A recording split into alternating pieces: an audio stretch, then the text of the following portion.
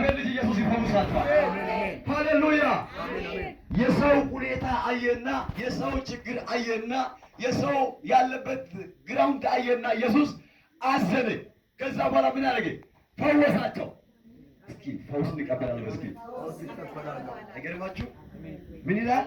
በጣም ብዙ ህዝብ ወጥቶ ከተማ ወጥቶ ወደ ኢየሱስ ሲመጣ እሱ አዘነላቸው፣ ደዌያቸውን ፈወሰ። እሺ ቁጥር 15 በመሸም ጊዜ ደቀ መዛሙርቱ ወደ እርሱ ቀርበው ቦታው ምድረ በዳ ነው፣ እሺ አሁንም ሰዓቱ አልፏል፣ እሺ ወደ መንደሮች ሄደው ለራሳቸው ምግብ እንዲገዙ ህዝቡን አሰናብት አሉት። ኢየሱስም እናንተ የሚበሉትን ስጧቸው እንጂ ሊሄዱ አያስፈልግም አላቸው።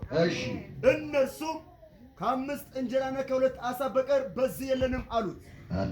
እስኪ ያልታሰበ ነገር ይሆናል። እስኪ ያልታሰበ ነገር ይሆናል ብሎ እስኪ ሁሉ ሰው ያልታሰበ ነገር ይሆናል። እስኪ አሁን በእጃችሁ የሌለው ነገር እግዚአብሔር ማድረግ ይችላል። አሁን በእናንተ ህይወት ላይ የማይታይ ነገር እግዚአብሔር ማድረግ ይችላል።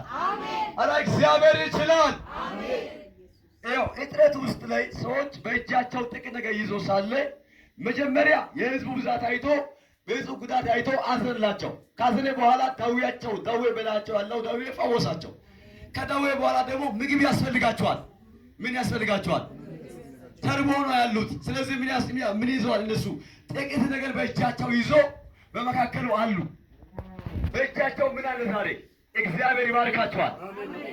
ሀሳቡ እሱ ባይሆንም ወደ ታች የሄድኩት ያጠነቀርኩ እሄዳለሁ። ነገር ግን አትፍራ ብያቸዋለሁ። ጎን ያለው አትፍራ። እስኪ እኛ አሁን ጥቂት ነገር በእጄ ነው ብለን በራሳችን ስለምንገመት እናዝናለን። ስራ ቢሆንም አገልግሎት ቢሆንም ትዳር ቢሆንም በታነሰ ልክ እናስባለን። እግዚአብሔር መጠለቅ አለ በእኛ ጉዳይ ላይ። እግዚአብሔር መታየት አለ በእኛ ጉዳይ ላይ። እግዚአብሔር ያደርጋል። በእርግጥነት እንድንገፋ እንችላለን፣ እንድንጨነቅ እንችላለን። ሁኔታው ሊሆን ይችላል። ነገር ግን እግዚአብሔር የሚያደርገው ነገር አታውቁም። ዮሐንስ ወንጌል ምዕራፍ 6 ላይ ይህ ቃል በጣም በኃይል ያወራል። ሰዎች በእጃቸው ያለው ትንሽ ነገር አይቶ በትንሽ አስተሳሰብ ውስጥ ያወሩ ያለ ኢየሱስ ሊያደርግ ያለው ነገር ስለሚያውቅ ሳር ላይ ያስቀምጣለው። በምን ላይ?